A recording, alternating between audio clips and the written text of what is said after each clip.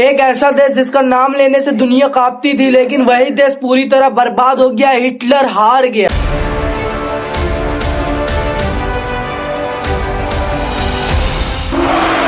शहर खंडहर बन गए। अब सबको लगा जर्मनी कभी भी नहीं उठ पाएगा, लेकिन यूरोप की वह सबसे बड़ी इकोनॉमी बन गया। आइए शुरू से शुरू करते हैं।